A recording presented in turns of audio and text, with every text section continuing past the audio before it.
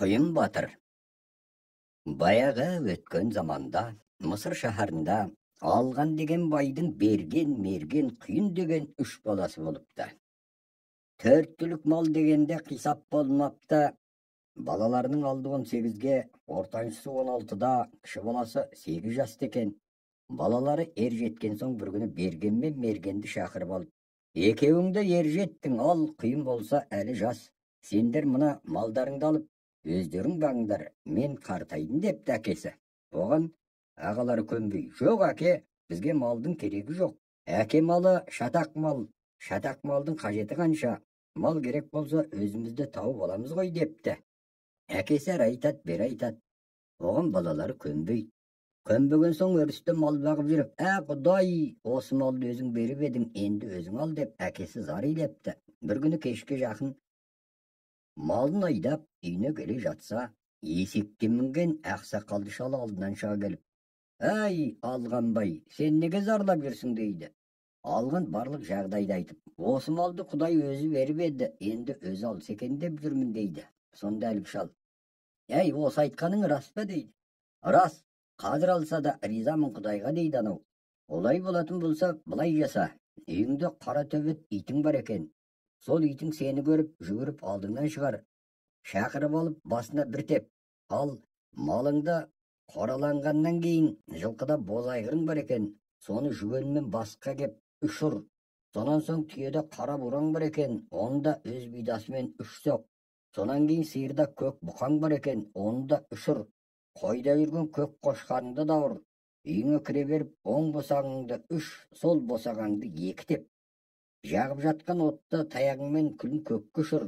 Сонан кейін алаңсыз жата бер. Егер малдан құтылғың келсе, осыны шын ниетіңмен істе деп әлгі шал жоқ болып кетіпті. Бай қуанып, малын аулына айдап келіп, айғырды, бураны, бұқаны, қошқарды, итті бәрін сабап үйіне келіп, оң босағасын үш, сол босағасын екі теуіп, жанып тұрған отты сабап күлін көкке ұшырады. Мұны кемпір көріп, мына шалды өрісте жүргенде бірдеме соғып кетті ме деп қорқып та, сонымен бұлар тамақ ішіп алып жатып қалады. Түн ортасы ауа шал оянса, у-шу болып кетіпті. Бұл не деп далаға шықса, қой тышқан, сиыры марал, жылқысы құлан, түйесі елік болып безіп барады екен. Қайтып келіп кемпірін оятып, әй кемпір тұр, мал кетті, біз де кетелік. Малдан қалып не істейміз деп, тышқанның артынан еріп кете беріпті. Ал енді балаларға келейік. Ертеңгісін үлкен баласы орнынан тұрса, түс болып қалыпты. Шешесін қараса, шешесі жоқ, киімдері де жоқ. Далаға шықса, мал да жоқ.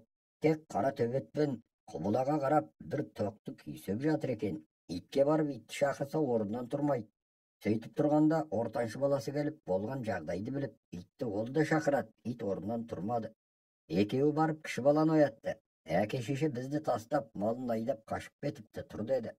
Бала тұрып, итпен тоқтыны көреді. Барып итті шақырса, ит тұрып келіп қыңсылап, баланың үстіне секіреді. Сонымен әлгі қалған тоқтыны бағып күнелте береді. Күндердің күнінде тамақтары таусылып ашыға бастайды. Үшеуі қара тоқтыны соятын болып келсет, сонда құйын айтады.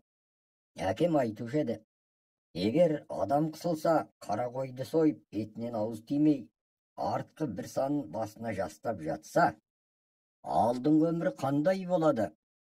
Соны түсінде көреді деуші еді. Енді осыны сойып, санын басымызға кезек-кезек алып жатып, біздің болашағымыз қандай болады екен, соны көрейік дейді. Содан қара тоқтыны сойып, үлкен ұлы берген жастанып жатады. Ертеңгісін тұрып түсін айтады. Мен түсімде бір жирен қасқа айғырды мініп, бір байдың жылқысын бағыппын. Күніне ішсем бір кесе саумал ішеді екенмін, ішпесем ол да жоқ, сөйтіп жүр екенмін депті. Ендеше сен өміріңді өстіп жүреді екенсің деп жорыпты құйын. Келесі кешке мерген жастанып жатыпты. Ол да ертеңгісін түсін айтады. Мен бір қасқа өгізге мініп, бір байдың сиырын жайып жүр екенмін. Тисе бір кесе айран ішем, болмаса о да жоқ екен дейді. Ендеше сен де сондай болады екенсің деп түсін жорыйды інісі.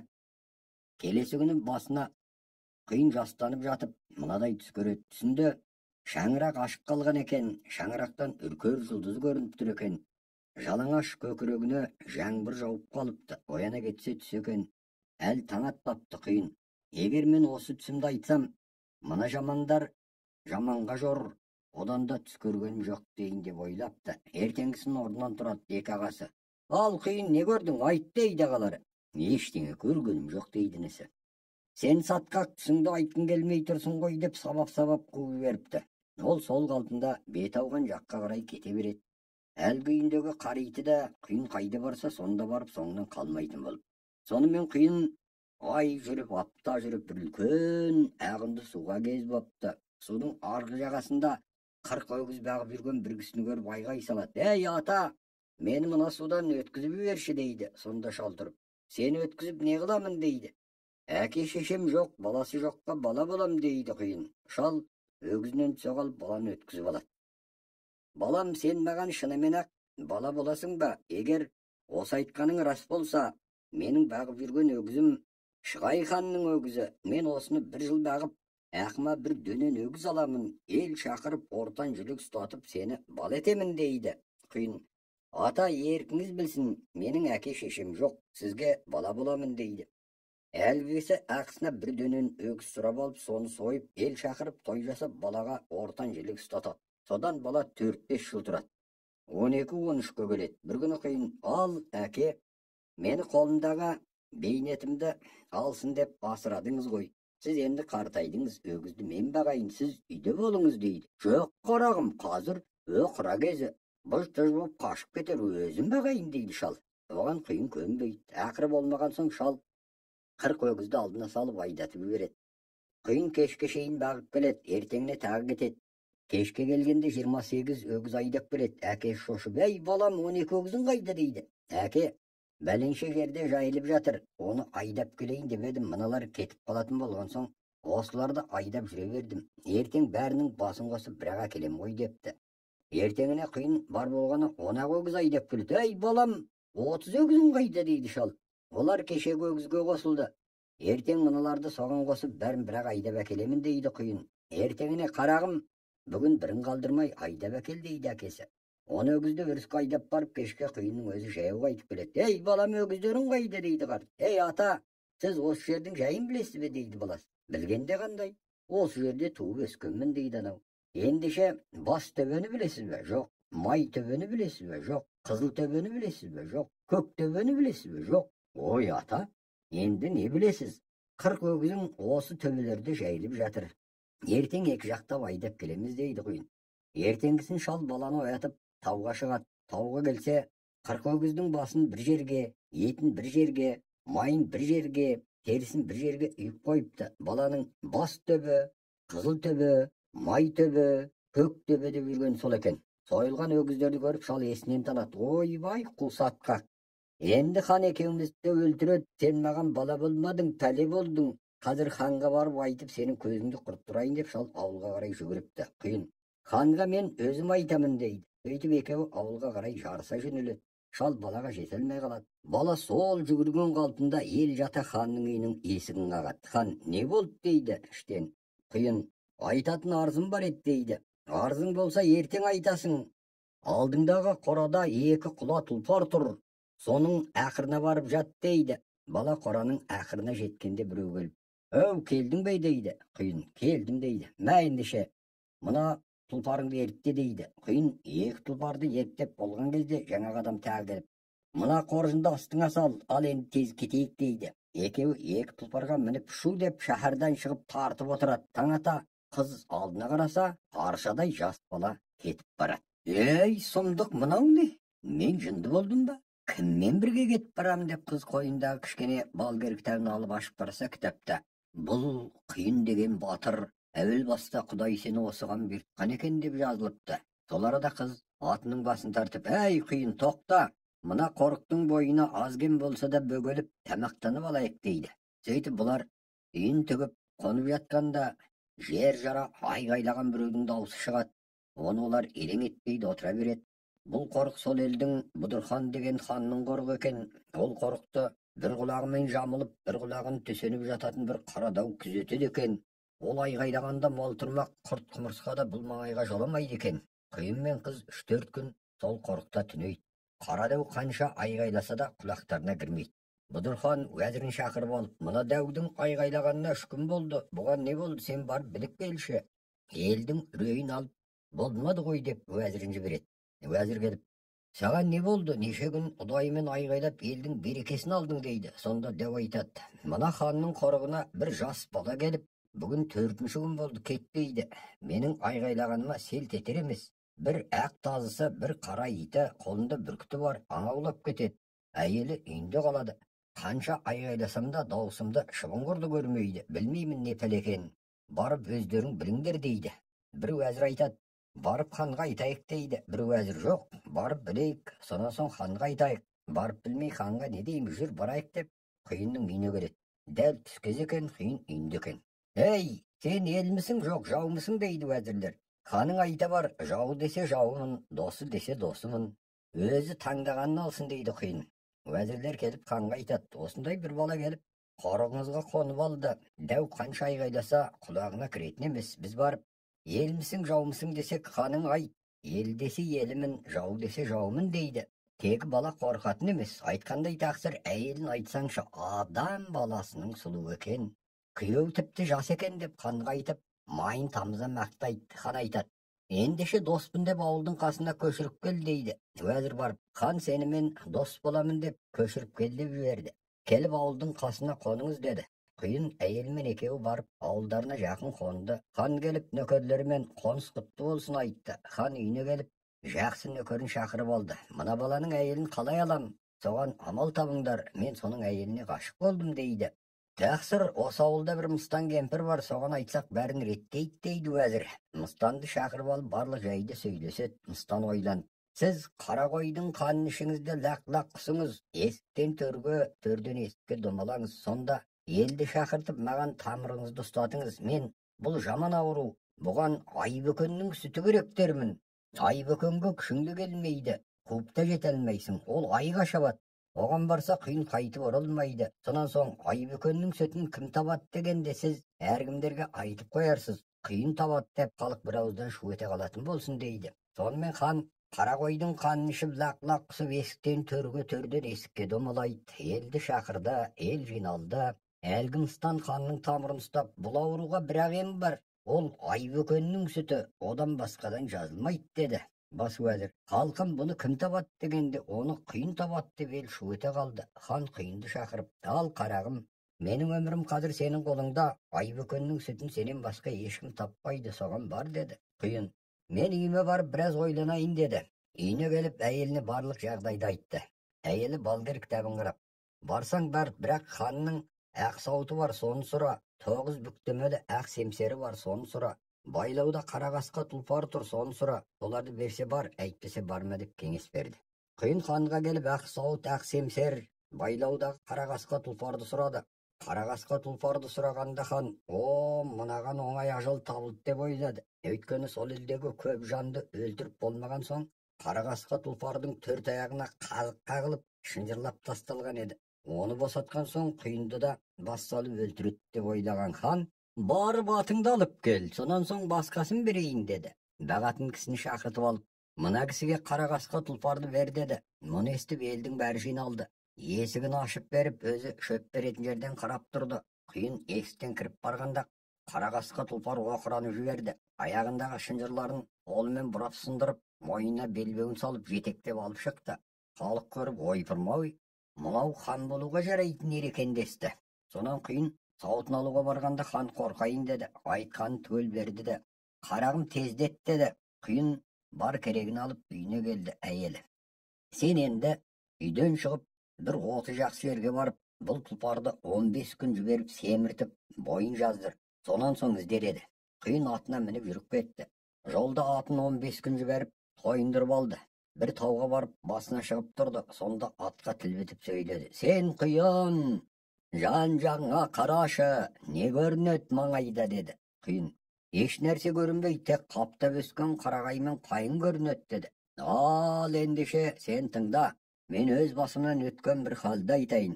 Men özüň syýakty bir batyrdyň janynda jaksy görgen ata edim. Sol batyrda Os patşa Aýbökenniň sütüne jumsady. Sonda däl osy ýerge gelip turduk. Men baýkamapdym, Aýböken kelip kalypdy. Men jalyp berip kaşa jöneldim. Ol üstümdegi ýemdi alyp kaldy da jep koýdy. Men şapşaňdykdan kutulyp ketdim. Ähiri Сол иемнен айрылған соң, Айбөкенге күшім жетпей барып, осы патшаның елін қыра бердім. Көзіме не көрінсе, бала болсын, үлкен болсын, теуіп тістеп өлтіре бердім.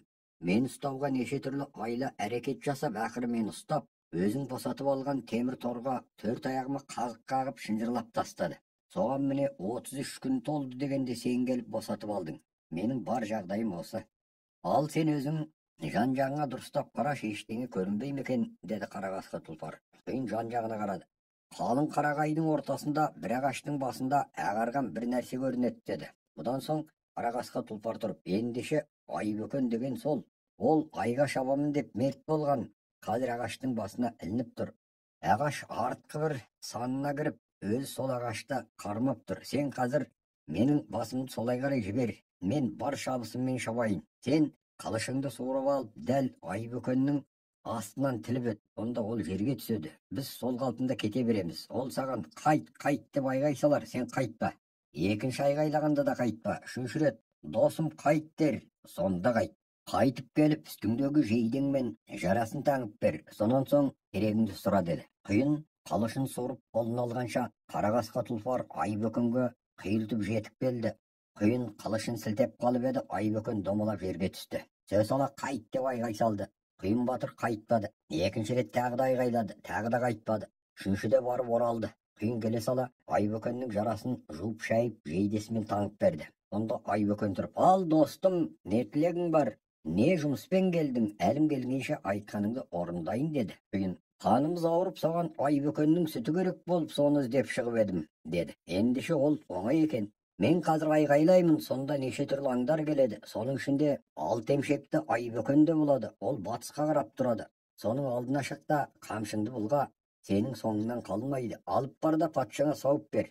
Егер ханың көнсе, сүтін алсын, көнбесе, елін қыр деп маңдайынан сипа. Моңғол әскері болса да оған бәрібір тегіс қырып береді. Егер ханың айтқаныңа көнсе, қайт жануар деп сауырынан сипа, кірпік қаққанша көз алдыңнан ғайып болады. Ал одан өзге шаруаң болса, мені осы арадан табарсың, деді де 2-3 рет айғай салды. Солақ екен, неше түрлі аңдар қаптап келе бастады. Ең соңында ұзындығы 3-4 кез бір ұрғашы Айбөкен келіп, күнбатысқа қарап тұрды. Құйын соның алдына шығып, қамшысын бұлғап жүріп кетіп еді, Айбөкен оның артынан ерді. Сол күні бұлар соғып отырып еліне келді. Мұны көрген жұрт, ойпырмай, Құйын Айбөкеннің сүті тұрмақ өзінде келіпті деп таң тамаша қалысты. Оны хан естіп зәресі кетті. Ертеңіне Құйын Айбөкенді ілестіріп ханның ордасына барды. Хан Айбөкенді көріп, төрден есікке, есіктен төрге жүгіріп, шырағым, мен сен кеткеннен кейін көп ұзамай-ақ басқа дәрі-дәрмек ішіп жазылып кеткенмін. Соның енді әуре қылмай қайтарғын деп жалынды. Құйын, бар жануарым деп сауырынан сипап еді, Айбөкен сымырап, әнемене дегенше көзден ғайып болды. Хан қайтадан Мыстан кемпірді шақырып алып, мына жол аман келді, енді не ақыл айтасың? Мен өлетін болдым, ғашықтан жуадай солып барамын, менің мал мүлкімнің жартысын сұрасаң да осының әйелін алудың бір амалын тап, деп жалынды. Мыстан кемпір, енді бір ақыл бар, соны істелік. Одан Құйынның 1000 жаны болса да оралмайды. Ол үшін сіз тағы да қара қойдың қанын ішіп, қарқ-қарқ құсып есіктен төрге, төрден есікке домалаңыз. Елді жиғызып, маған тамырыңызды ұстатыңыз, сонда мен бұл ауруыңыз бұрынғыдай емес екен, ұзақ ауыратын боласыз. Ол үшін су сиырдың сүті керек дермін. Су сиыр тек ақ-дәу, қара-дәу, қызыл-дәу деген перілердің қолында. Ол перілермен біздің арамызда 6 тау бар. Құз тауға адам түгілі құста ұшып шыға алмайды. Шыққанмен арғы жағында Тазтау деген екінші тау бар. Онда кілең айнадай жылтыр тастар жатыр. Одан адам тұрмақ, таста жүретін тау ішкіде тайып құлап өледі. Ал онан әріде Қаратау бар. Онда қар күндіз түні бірдей жауады. Қардың қалыңдығы 1000 кез. Одан ешкім өте алмайды. Ал оның ар жағында аса биік Мұзтау бар. Шапшаң ұшатын құстың өзі де оның етегінен басына дем алмай бір ай ұшады. Ал оның ар жағында Сазтау бар. Бетіне бір мысқал тас түссе, соны түбіне қарай тартып әкетеді. Оның ар жағында Оттау бар. Одан адам түгіл құста өте алмайды. Оның ыстығы күнге жетіп тұрады. Міне, осыған жұмсаңыз. Құйын кеткен соң біраз күннен кейін әйелін некелеп ала бересіз, деді. Хан қара қойдың қанын ішіп лақ-лақ құсып, төрден есікке, есіктен төрге қарай домалай бастайды. Барлық ел жиналды. Жаңағы Мыстан кемпір білегін ұстап, ойпырмай, айтайын ба айтпайын ба деп өтірік көзі шарасынан шығады. Қош, не де болсақ, әулем жасырмай айт деп жалынады хан. Ел де хан сөзін қоштайды. Ендеше мен айтайын, бірақ көңілдеріңе ауыр алмаңдар. Бұл ханның ауруы бұрынғыдай емес, өте қауіпті ауру екен. Емі табылса 2-3 айға созылады, емі табылмаса 3 айдан соң өледі дейді кемпір. Уәзірлер, ал енді қандай ем керек дейді. Сонда кемпір айтады, бұған су сиырдың сүті керек, одан басқа емге жазылмайды дейді. Уәзірлер, ойбай, ол су сиырды кім табады дейді. Өзің үшін туыпсың, елің үшін күйіпсің деген қарағым барып кел деп ел шу ете қалады. Хан Құйын батырды сол су сиырдың сүтіне жұмсайды. Өзің үшін туыпсың, елің үшін күйіпсің деген барып кел дейді уәзірлері. Құйын бармақ болып уәде береді. Құйын ертеңіне сиырды іздеп жолға шығады. Ол сол кеткеннен кете берсін, енді ханға келелік.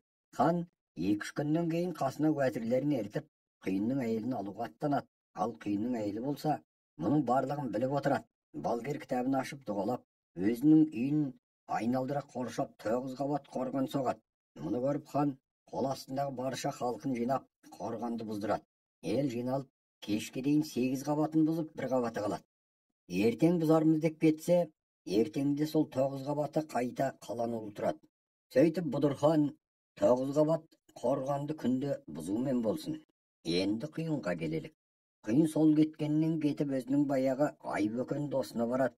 Барып амандасып болғаннан соң бар жағдайын айтып, қолынан келер көмегін сұрайды. Сонда Айбөкен тұрып, бұған менің ешқандай көмегім жоқ. Ол Ағдау, Қарадау, Қызылдау деген 3 перінің қолында. Оған бару үшін 6 таудан асу керек.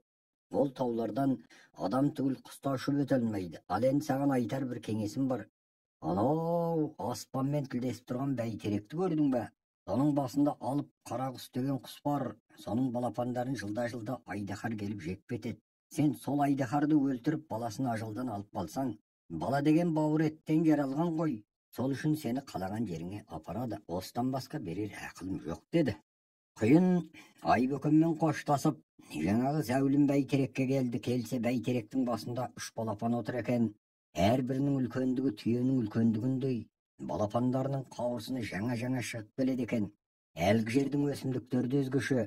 Түйе жапырақтың бір жапырағының асты үлкен бір тамдай. Құйын атын босатып жіберіп, сол жерде айдаһар қай жақтан келер екен деп тосып жатты. Жатып ұйықтап кетіпті. Бір уақыттар өткенде шырқыраған дауыстан шошып ояна келсе, әлгі балапандар екен. Бұл неге сонша шырқырайды деп жан-жағына қараса, бір айдаһар бәйтеректің суын сығып, жоғарыда отырған балапандарға өрлеп кетіп барады екен. Құйын 9 бүктемелі ақ семсерін суырып алып сілтеп қалып еді. Айдаһардың басы қағайырылды. Сөйтті де қалған денесін кескілеп, көңілі жай тауып отыра берді. Бір уақыттар болғанда қатты жел тұрды. Бұл не деп қараса алып қара құс екен. Әлгі соққан соның қанатының жел екен. Келіп бәйтерекке отыра кеткенде, бәйтерек майысып сына жаздап барып орнына келді. Алып құс балаларына әкелген жем беріп жатып, әй, осы жерден адам баласының иісі шығатын секілді деді. Сонда балалар шулап, сізге дос керек пе, жоқ қас керек пе деді. Әуелі қасым керек деді анасы. Сонда балалары өліп жатқан айдаһарды көрсетті.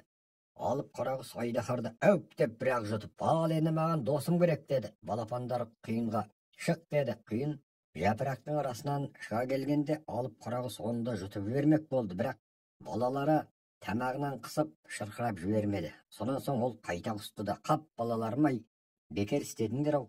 Жұтып жіберіп қайта құсқанымда бұл балаға 1000 кісілік күш бітетін еді. Бұған 100 кісінің күші бітті деді.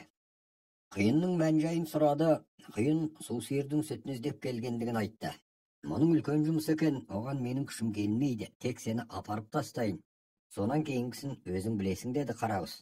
Жарайды, мен сол жерге бір жеткізсең болғаны, ар жағын өзім көріп алармын деді Құйын. Олай болатын болса, сен осы жерде 2 жеті тос. Мен балаларыма тамақ жинап беріп кетейін. Және өзімізге 40 мес су алайын. Арада оттау бар, содан өткенде керек болар деді. Сонымен Құйын сол жерде қалды да, алып қара құс тамақтасуға кетті. Әр жетіде 2 қабат келіп, балаларына 2 айға жарайтын етіп тамақ жинап беріп, 40 мес су артып алып, 3-ші жетіде ал кетелік деді. Алып қара құс 1 ай бойына тігішті да Құйынға, жерге қара деді. Құйын жерге қарап, жер тоқымның үлкендігінде ақ екен деді. Сонда құс, ендеше әлі төмен екен біз дейді. Сөйтетті тағы да біраз күн тігішті. Ал енді қарашы деді. Жер жуан иненің көзіндей болды деді Құйын. Ендеше көзіңді жұм деді Қарағұс. Құйын көзін жұмды. Аш деді. Ашты қараса 40 мес судан түкте қалмапты. Ал сен енді ана бір көрінген суды жағалап жүре бер.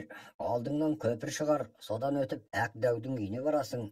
Мына бір қауырсынымды алып қал. Қай жерге барып қонсаң да от жаққан жердің қасына шәншік қой деді. Қош сау бол деп алып Қарағұс ұшып кетті.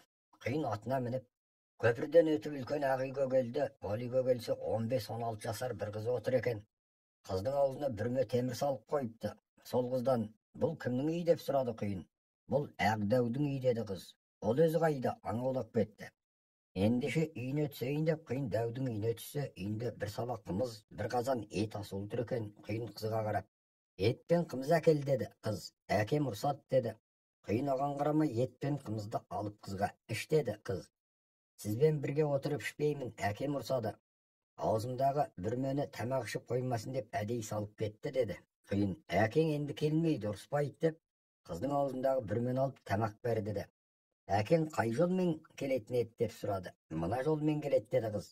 Құйын сол жолға түсіп, бір жерге ағаш ішіне атын байлап тосып отырады. Әлден уақытта артында тазысы, қолында бүркіті ит олып, бүркіті шаңқылдап, сауыты сөгіліп, Әк Дәу ашуланып, ей, ұлымағырдың ит олып, өз басыңа көрінсін, шаңқылдамағырдың құсы шаңқылдап, өлеріңе көрінсін, сөгілмегірдің сауыты сөгіліп, тозарыңа көрінсін. Бар денем осы Құйын туғанда бүлкете қалып еді деп келеді екен. Сол сәтте, әй, мен саған не қылдым деп Құйын шыға келді. Сонда екеуі алыса кетті. Алысып Әк Дәуді алып ұрып, басын кесіп алып жүріп кетті. Қыз әкесінің басын көріп жылап қала берді. Құйын біраз жүрген соң Қара Дәудің үйіне келді. Онда 2 қазан ет, 2 саба қымыз тұр екен.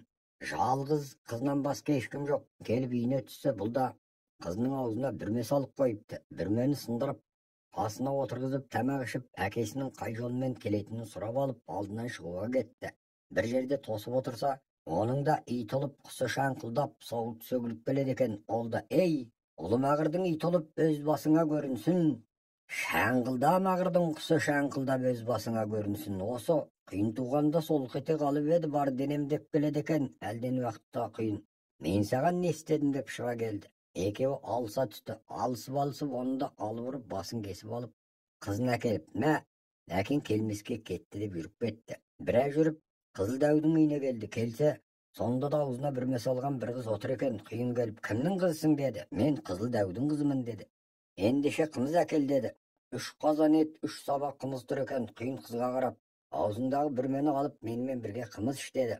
Бұл қыз бұрынғы қыздар сияқты қарсыласпай бүрмені алып, Құйынмен бірге отырып қымыз ішті. Қымыз ішіп отырып, сіз Құйын деген батырсыз ба деді. Я, оны қайдан білдің? Менің білгенім әкем 3 ағайынды, үшеуі де пері.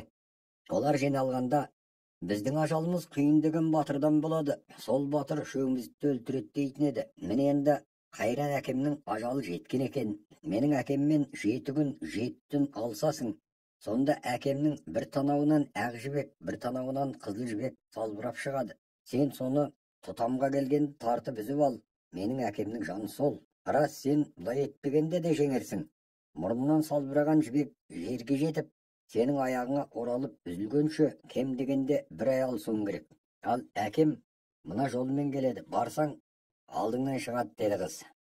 Құйын жолға түсіп келе жатса, Қызыл Дәудің ит олып, құсы шаңқылдап келе жатыр екен. Содан қорыққаннан Дәу, «Хей, ұлымағырдың ит олып, өз басыңа көрінсін.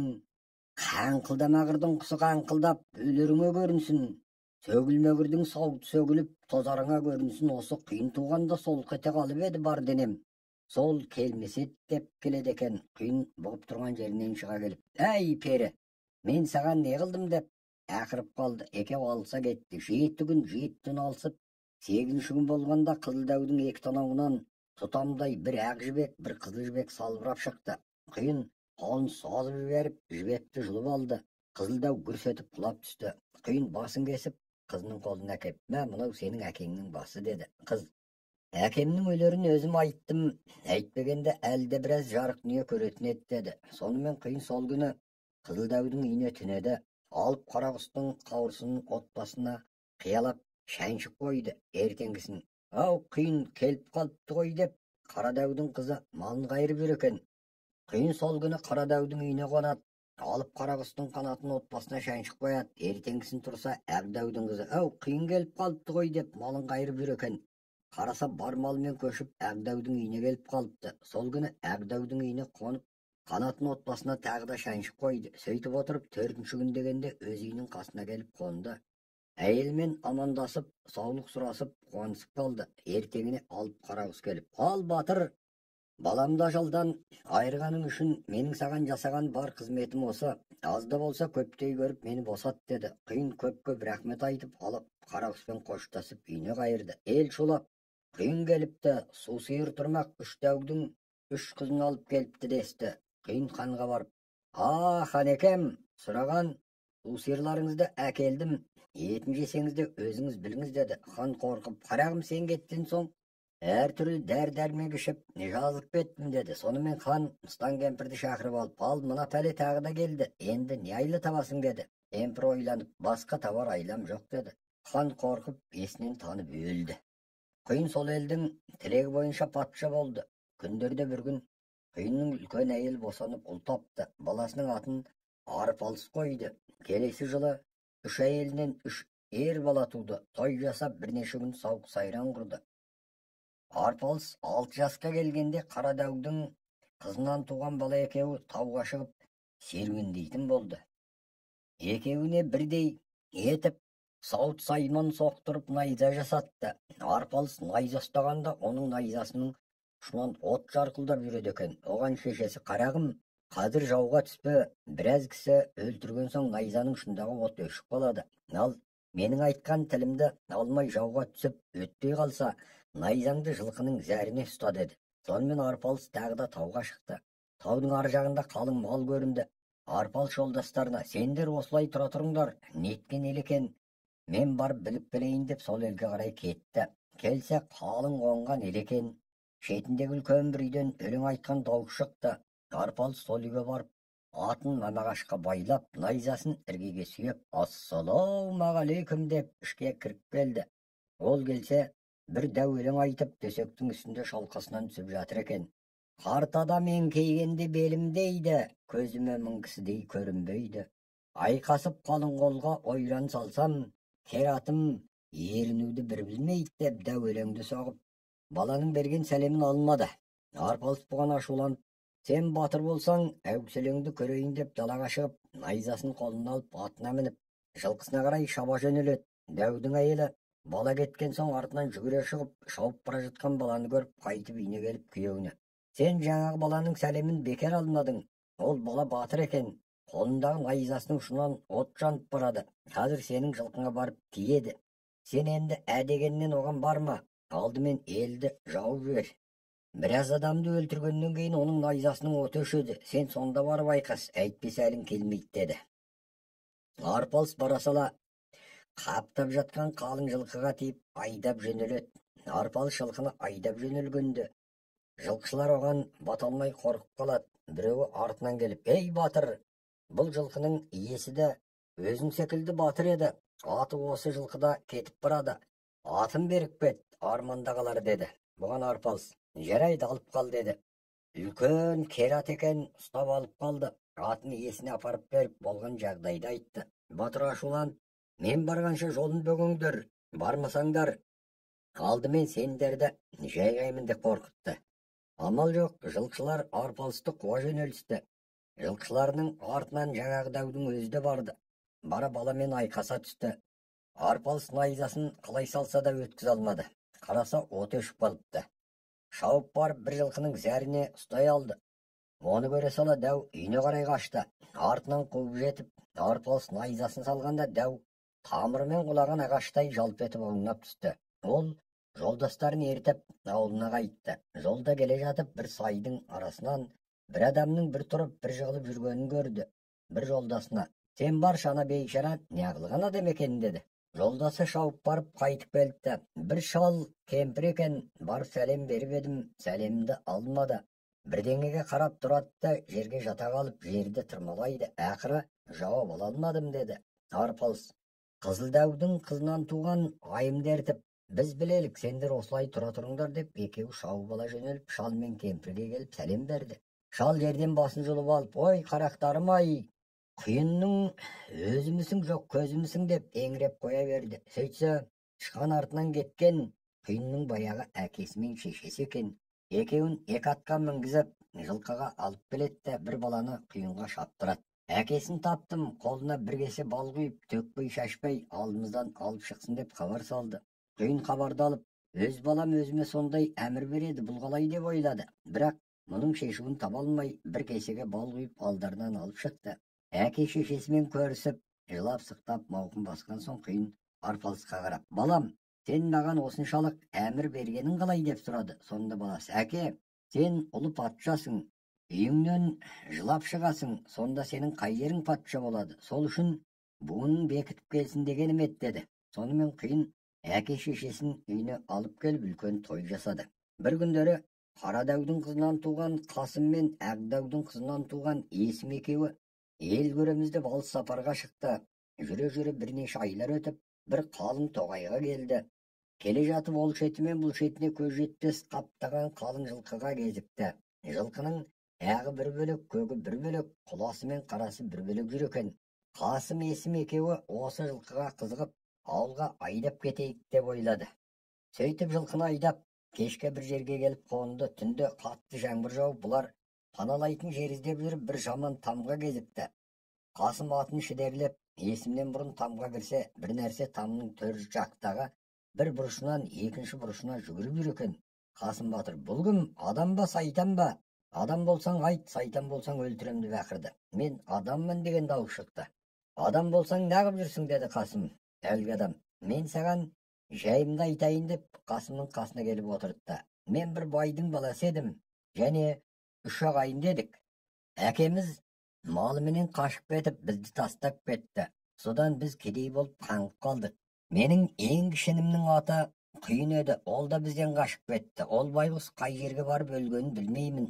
Біз үлкен ағамыз екеуміз осы жерде бір байға жалданып, мен жылқысын бақтым, үлкен ағайым сиырын бақты. Сөйтіп жүре бердік. Содан бай басқа жерден қоныс алып, кеше осы жерден көшіп бара жатқанда, мына жотаның басына бір ақ боз атқа мінген адам шауып келіп бізге қарап ат қойды. Оның артынан біреуі сөйте 40 ақ боз атқа мінген 40 адам келіп елді шапты. Өлтіргенін өлтіріп, өлтірмегенін айдап кетті. Міне мен аттан жығылып, өтірік өліп жатып, олар кеткеннен кейін тұрып, қашып остамға келіп тығылдым деді. Сонда Қасым, сіздің айтуыңызша өлген байдың баласы Құйын ба деді. Я қарағым, оны қайдан білесің деп, әлгі адам жабыса кетті. Ендеше біздер сол Құйынның баласымыз деді Қасым мен Есім. Сол жерде үшеуі көрісіп, амандасып жолға шықты. Жолда келе жатып, бұлар бір кісіге кезікті. Әлгі тауып алған ағасы сол кісіге барып, шүйінші Құйынның мынау балалар екен дейді. Сөйтсе әлгі Құйынның үлкен ағасы екен. Сонымен де көрісіп болғанда бір шал келіп, қарағым, айтып тұрғандарың алған байдың Құйыны ма деді. Иә деп жауап берді мұналар. Ой қарағым ай, аман екен ау өзі. Маған бала болып жүріп, Шығай ханның қызын алып қашып кетіп еді, деді шал. Сөйтсе әлгі шал Құйынның өгей әкесі екен. Өгей шешесі мынау деп ол қасындағы жылап тұрған кемпірін көрсетті. Барлығына ат шапан беріп еліне алып қайтты. Елін алып келіп, Құйынменен көрістіріп, барлығы бір жерге жиналып, үркердей болып, тату тәтті өмір сүріп өтті. Ақ қоян. Ерте заманда бір шалдың 3 баласы болады. Мал дегенде бір ала биесі болған. Осы ала биесі күнге қарап буаз болып, айға қарап құлындайды екен. Бір күн сайын құлындаса да күнде жоғала беретін болған. Балалар кезек күзетсе де құлыны күнде жоғала беретін болған. Құлын ұрланудан тыйылмайды.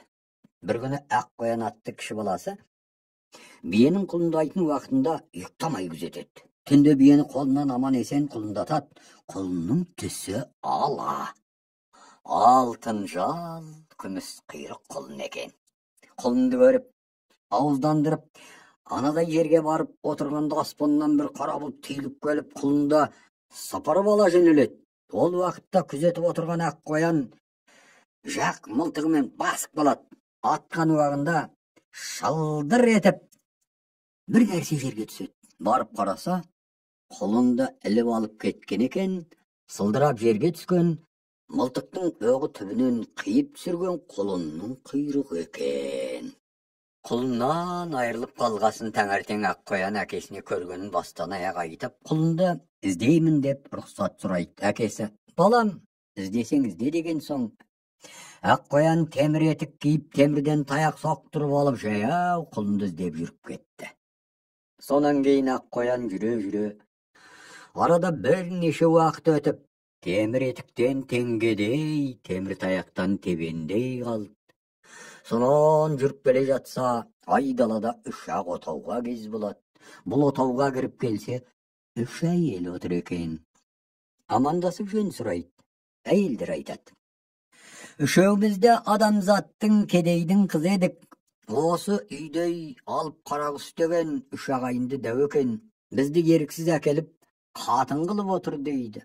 Аққоянға әйелдер: қайдан әкелетінін білмейміз, әйтеуір күн сайын ұшып барып ылғи алтын жал күміс құйрық құлынды ұрлап әкеліп күн көреді.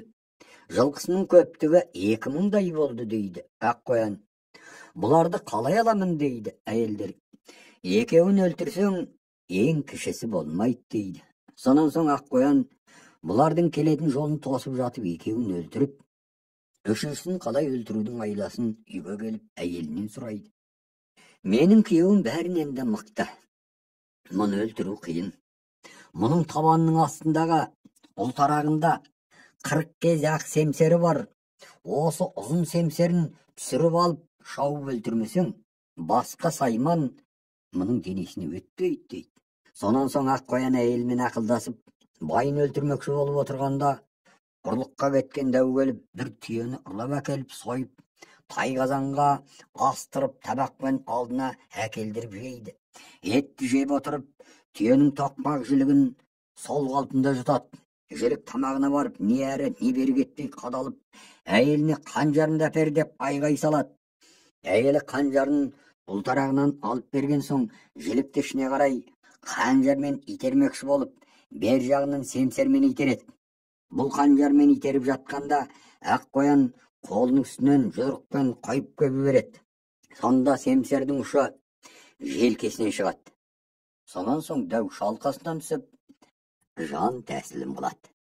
Аққоян дәудің үшеуінде өлтіріп болып, бағанаға ұрланған құлынын түгендесе, ылғи алтын жал, күміс құйрық ала жылқы 1000 жарым болған екен.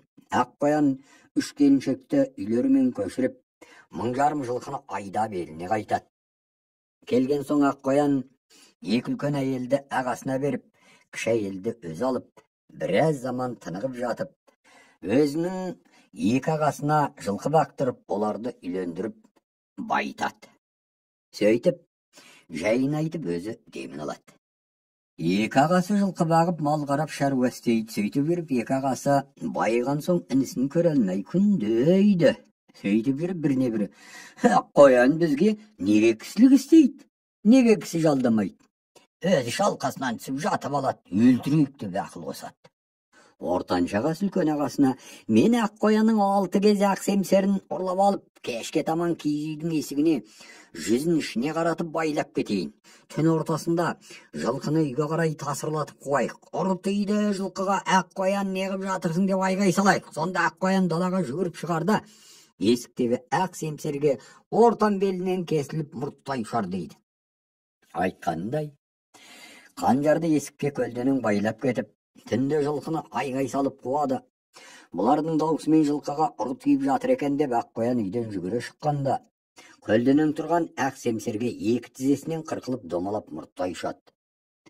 Мұның ертеңінде екі ағасы үйлерін жығып, барлық малын айдап, Аққоянға бір қос қылып беріп, тамағына жылқы сойып беріп, жалғыз тастап, өздері көз көрмес, құлақ естімес бір жаққа көшіп кете барады. Сонан кейін Аққоян жалғыз ешқайда бара алмай, қостың ішінде садақ істеп, тамағын ішіп отырады. Күндердің күні болғанда, бір екі қолы жоқ шолақ кісі бір киікті қуып келе жатыр екен. Жетеді, бірақ ұстайын десе қолдары жоқ. Сонда қостың ішінде отырып Аққоян айғай салады: о, кісім, киікті маған қарай қайыра бер дейді. Кісі қайыра бергенде Аққоян садақпен атып жығады. Сөйтіп, шолақ қол ақ қоянды қара тұтып, екеуі бірлесіп барып, киікті әкеліп сойып, етін асып жеп отырады. Сол кезде екі көз жоқ бір соқыр адам бір түлкіні дүбірімен қуып келе жатады. Ақ қоян бер қайыр деп айғай салады.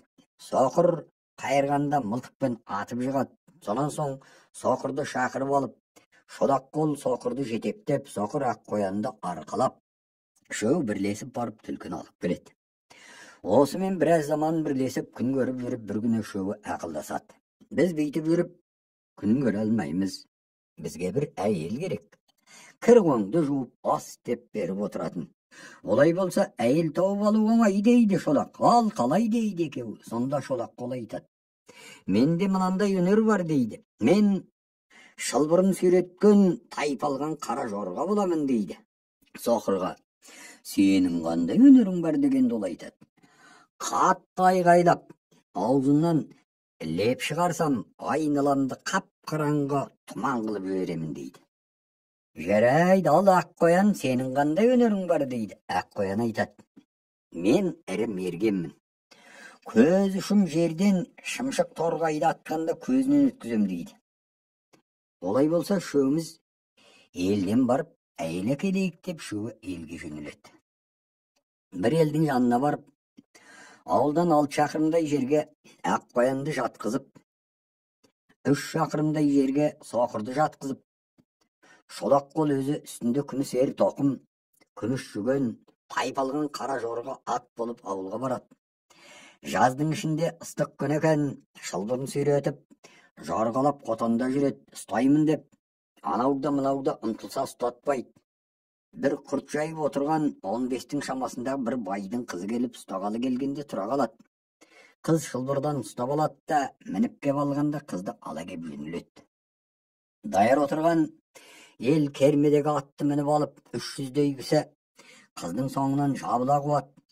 Ауылдан 3 шақырымдай шығып, әне жетемін, міне жетемін деп келе жатқанда, соқырдың тұсына келген кезде соқыр қатты айғайлап, аузынан леп шығарады. Төңіректің бәрі түк көрінбейтін тұман болып кетеді. Сонда қуып келе жатқан кісілер адасып, бірінен бір ұстап, үйлерін әрең табады. Бұлар қызды алып келіп, орталарында қарындас қылып, ас қылдырып, кір жудырып, бірнеше уақыт күн көріп жүреді. Бір күні ағалары аңға кетіп, келер кезде қыз ас қылайын десе, от сөніп қалыпты. Қыз сасып далаға шығып қарап тұрса, күннің батысында бір жылтыраған от көрінеді. Қыз етек жеңін түріп алып, үкідей ұшып келсе, тары көже қылып отырған қуаяқ кемпір екен. Кемпірден от сұрап алып қайтайын десе, кемпір, кішкентай басымның битін қарап берекет дейді. Қыз бір тізерлеп отырып, басының битін қарағанда, қыздың көйлегінің етегін шұрқ-шұрқ тесе береді. Сөйтіп, қыз кетерінде етегіне бір аяқ тар салып беріп, ағаларыңа ас қылып бер дейді. Қыз ұшып қосқа келсе, тардан дым жоқ, бәрі жол бойы түсіп қалған. Мұның мәнісі тарының шашылған ізі мен қыздың үйін тауып алу үшін кемпірдің істеген айласы екен. Сонан соң қыз ағаларына ас істеп беріп, ертеңінде қояқ кемпір келіп, қызға басын қаратып кетіп отырады. Кемпір басын қаратқан сайын қыздың санынан қанын сора береді. Қыз әппақ шөлмектей болып қан азайып жүдейді. Ағалары неге қаның қашып жүдеп жүрсің десе айтпайды. Ағалары сұрап қоймаған соң, бір күні кемпірді айтады. Сонан соң, сол күні ағалары аңға шықпай үйде тығылып жатып, қояқ кемпірді ұстайтын болады. Қояқ кемпір келіп кіргенде, шолақ есікте тұра қалады. Кемпір шыға келгенде, ұстайтын қолы жоқ аяғымен теуіп қалып қоя береді. Шолақ қол соқырды жетектеп, соқыр ақ қоянды арқалап, үшеуі бірлесіп қуып, қояқ кемпірді ұстап алып, өлтірмекші болады. Кемпір бұларға жалынып, аяқ жоққа аяқ, қолы жоққа қол, көзі жоққа көз саламын дейді. Мені өлтірме дейді. Сонан соң бұлар кемпірді үйіне алып келіп, ақ қоян алдымен кемпірге соқырды жұтып, қазір көз бітір деп бұйырады. Кемпір соқырды жұтып, көз, қолсызды жұтып, қол бітіреді. Ең ақырында ақ қоянды жұтпақшы болғанда, ақ қоян жолдастарына тапсырады. Мынау мені жұтып тастамауы мүмкін. Қолдарыңа қылыштарыңды алып тұрыңдар. Мені шығармаса дереу басын алыңдар дейді. Айтқанындай, ақ қоян тастамай, қыз үшеуі жабылып, кемпірдің басын алып, бір бақайшағының ішінен аяғы жазылған ақ қоянды тауып алады.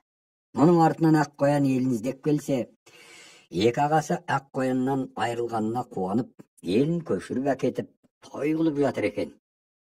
Әке шешесін құл қылып, қатынын күң қылған екен. Сол жерде ақ қоян барған соң, ағалары қорқып қашады. Оларды ұстап алып, халықты жинап, өміріндегі көргенін көпшілікке айтқан соң, көпшілік екі ағасын қолымен ұстап өлтіріп беріпті. Бүкіл елі ақ қоянның аман есен келгеніне 30 күн ойын, 40 күн тойын істепті. Ақ қоян осымен мұратына жеткен екен.